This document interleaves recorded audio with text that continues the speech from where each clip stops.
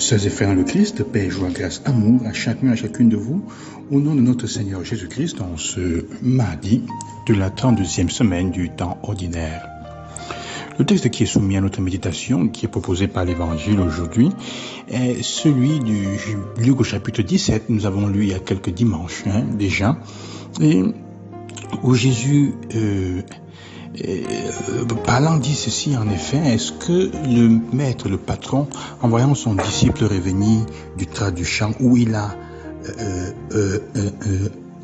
où il a cultivé, disons comme ça, et aussi où il a, ou alors du pâturage, est-ce qu'il lui dira: assois-toi, que je te serve et que je mange? Ne lui dira-t-il pas plutôt: va à la cuisine, mettre le tablier et prépare-moi à manger? Et à la fin, celui qui aura agi pourra simplement dire: je suis un serviteur inutile, je suis un simple serviteur, je n'ai fait que ce que j'aurais dû faire. Et la sagesse qui est derrière ce texte est intelligente parce que, comme je disais il y a quelques dimanches, on en a parlé, mais aujourd'hui je voudrais m'appesantir sur un aspect important de cette dimension, la dimension du fait que Jésus nous invite à faire les choses avec détachement et avec générosité, grande générosité, et à donner le meilleur de nous-mêmes dans ce que nous faisons. Ça, c'est beau, Et dans tout ce que nous faisons, dans tout ce que nous sommes, où que nous soyons, quelles que soient les personnes que nous rencontrons, donner le meilleur de nous-mêmes.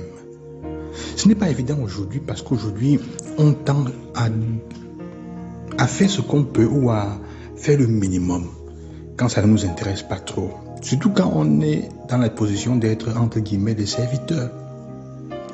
Ou ce qu'on fait, disons, est surtout pour les autres. Jésus dit: ce que tu as appelé à faire, fais-le bien. Ce que tu as fait, fais-le bien.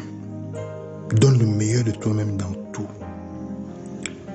Donne-le avec grand détachement de toi-même et grande générosité. Parce que c'est en faisant cela qu'on trouve le sens à sa propre vie et à sa propre être. Vous voyez, c'est pour ça qu'on dit que dans tout ce que nous faisons, nous sommes libres. La liberté, c'est la capacité de choisir de faire ce qu'on a fait avec amour, de le faire bien. De le faire pour le bien, même quand cela semble être l'esclave.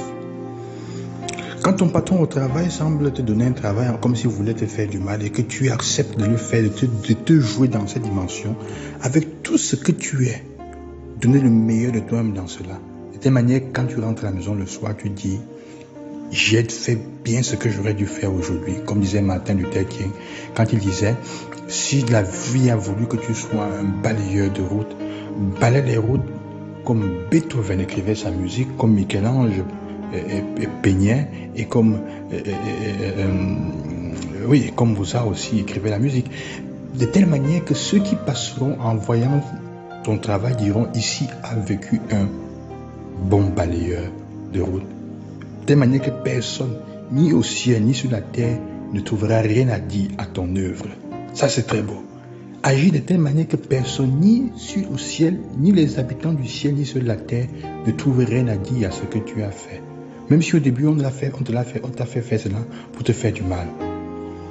Donne le meilleur de toi-même dans ce que tu as à faire.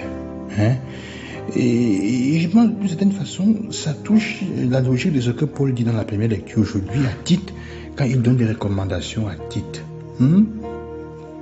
Et il donne des recommandations à Tite en disant qu'est-ce qu'il doit dire, quelle est l'instruction qu'il doit donner pour chaque membre de la communauté, pour les hommes âgés, qu'ils soient sobres, dignes de respect, pondérés, solides dans la foi, la charité, la persévérance, que les femmes ne soient pas médisantes ni esclaves de la boisson, qu'elles soient de bons conseils, elles aiment leur mari et leurs enfants, raisonnables et purs, bonnes maîtresses de maison et aimables, et surtout que les jeunes aussi, à être raisonnables en toutes choses. Mais surtout, il dit à ti, toi-même, sois un modèle par ta façon de bien agir, par un enseignement sans défaut et digne de respect, par la solidité inattaquable de ta parole. Pour la grande confusion de l'adversaire qui ne trouvera aucune critique à faire sur nous. Vous comprenez, ça correspond à ce que je disais, de ce que Martin Luther King disait, que personne ne trouve rien à redire à ta manière d'agir. Dans tout ce que tu fais. Parce que, surtout quand c'est pour suivre le Christ comme disciple du Christ, parce que Jésus a fait ce qu'il avait à faire d'une manière excellente. Et surtout, il a fait avec amour, cet amour qu'il a donné pour nous. C'est difficile quand nous devons suivre Jésus, parfois nous n'acceptons pas de le suivre dans cette dimension de l'amour complètement donné et généreusement donné. Ça se voit dans ce que nous faisons, dans le travail, dans les personnes que tu rencontres, dans les conseils que tu as donnés, dans les personnes que tu écoutes. Fais ce que tu as fait, fais le bien. Fais-le avec générosité, avec détachement et sans trop de concerner, te préoccuper pour toi-même. Vis ta vie, agis et actualise ce que tu es en train de faire de telle manière que ni les habitants des cieux ou de la terre, en passant et en voyant, n'aient rien à dire.